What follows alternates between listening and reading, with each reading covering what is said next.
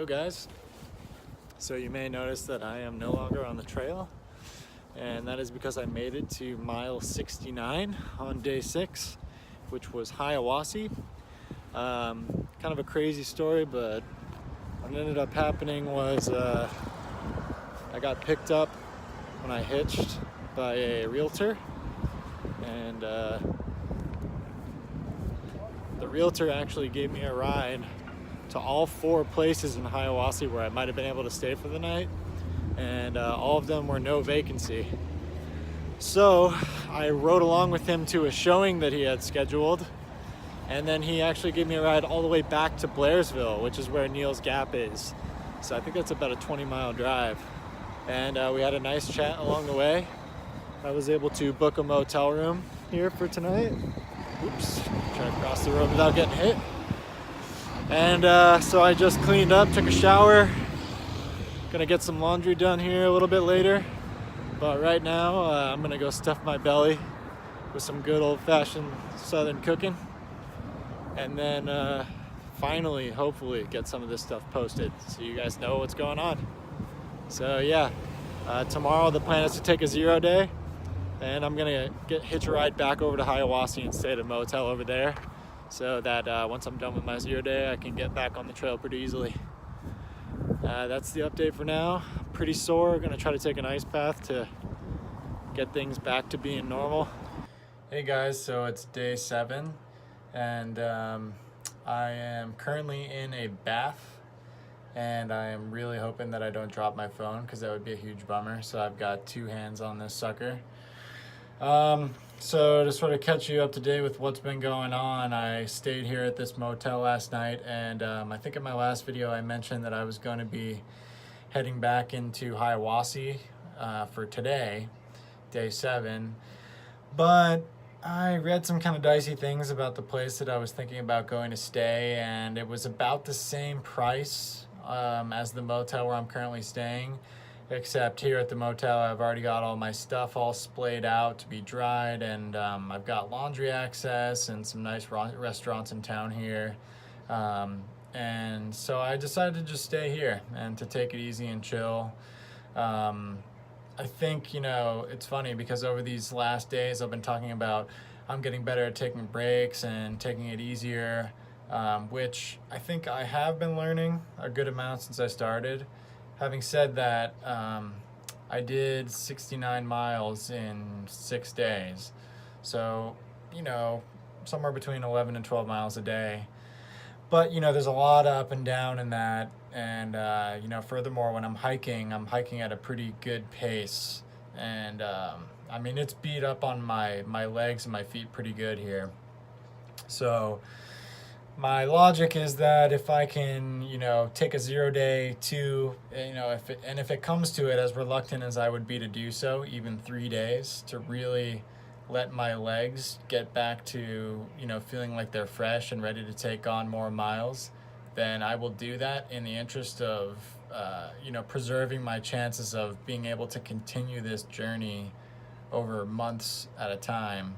You know, whereas I think the easy mistake to make, and one that I've already fallen victim to a slight extent, is to get overeager and a little antsy about, you know, keep going, keep trucking, keep trying to get to the finish. But, you know, it's been a week, and this is supposed to be a 5 to 6 month experience. So, you know, I think I'm really just taking the opportunity to try to settle down into this mentality of just, you know, letting it happen slowly, you know, and sort of adjusting my mentality, you know, because I've already proven that I can be too headstrong for my own good, you know, based on the way that my legs feel right now.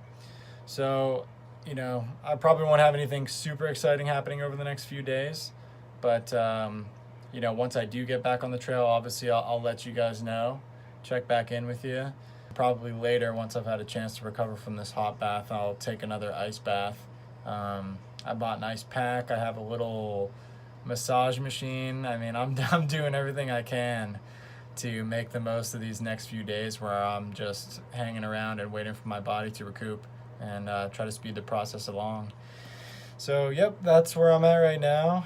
And with any luck, I'll be bounced back within the next day or two and get back out on the trail so I can take down some more miles and rack up some more miles for wildlife conservation.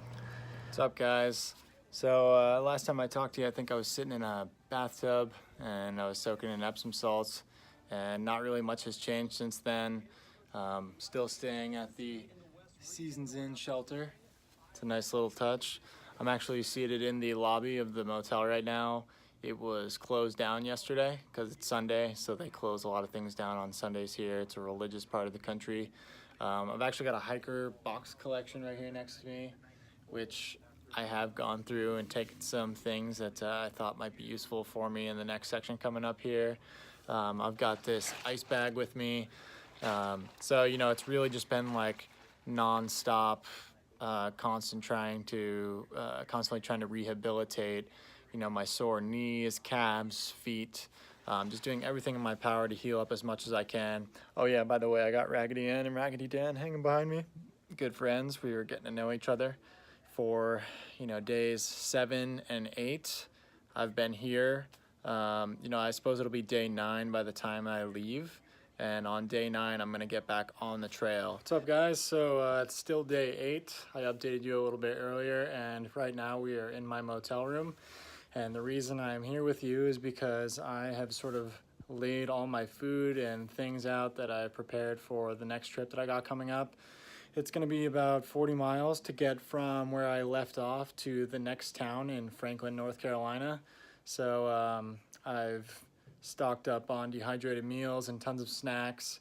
I might be overdoing it on the food front a little bit, but this is what it's all about, is putting things together, visualizing whether or not it's going to work. If you think you're bringing too much, too little, then you actually go out and you do it and you find out, holy crap, I brought way too much food, or actually I brought the perfect amount.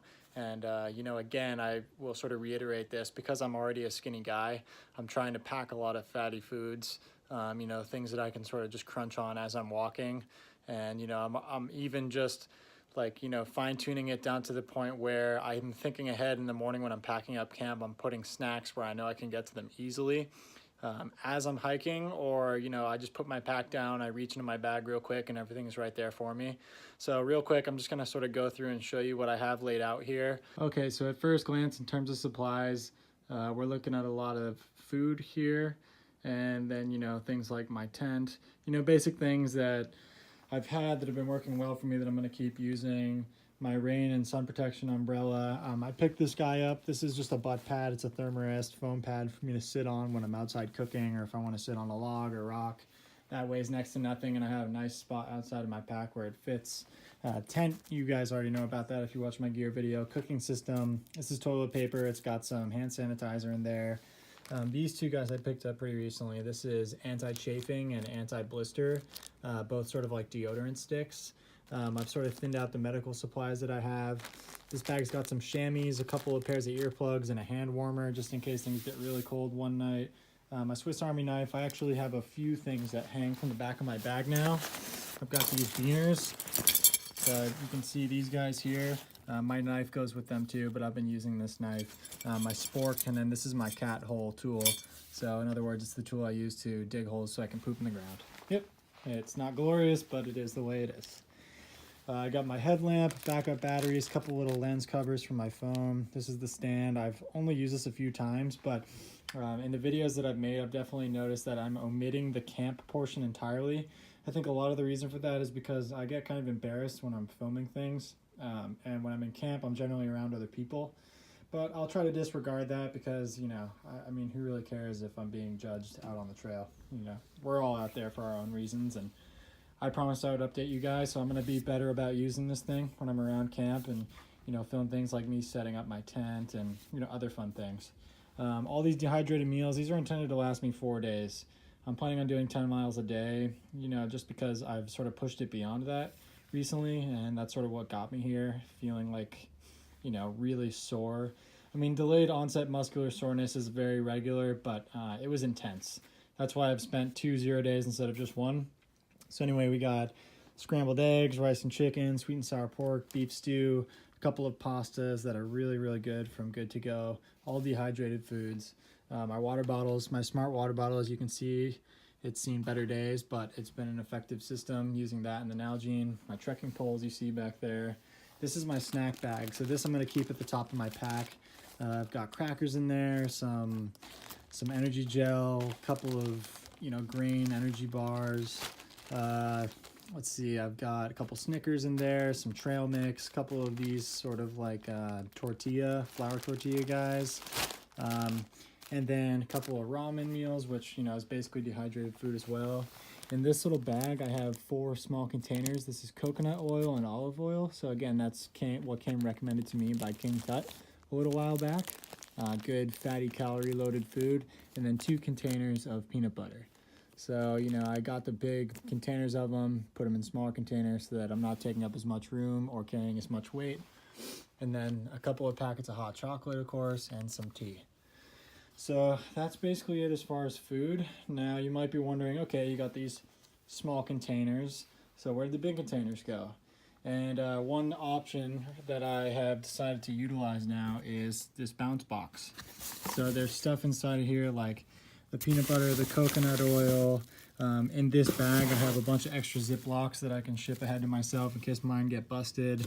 Some extra snacks inside of this bag, the olive oil itself, some extra Pop-Tarts, basically just more food and supplies so that when I get to the next post office where I ship this to, ideally these guys will be empty and I can just top them off again.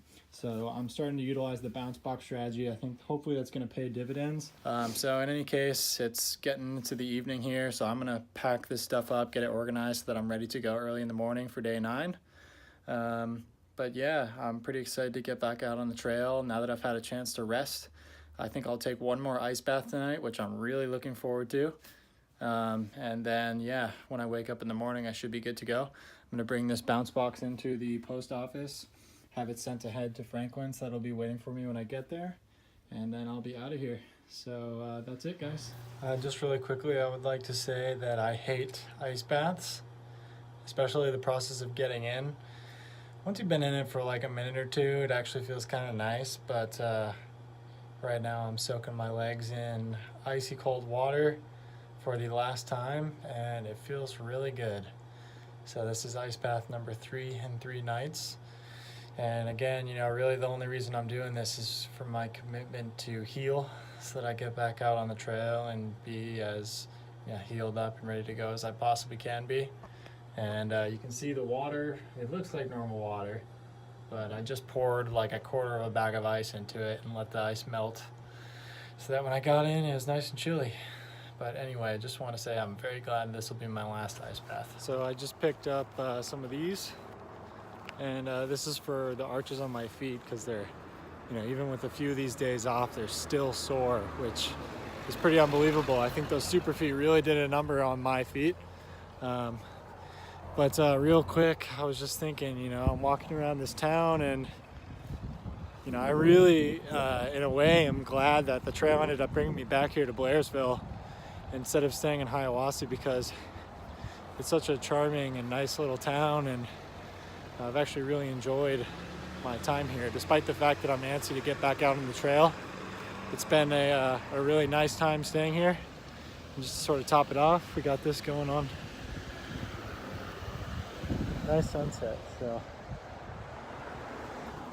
anyway, beautiful place. Enjoyed my stay here, but definitely stoked to get back out there tomorrow.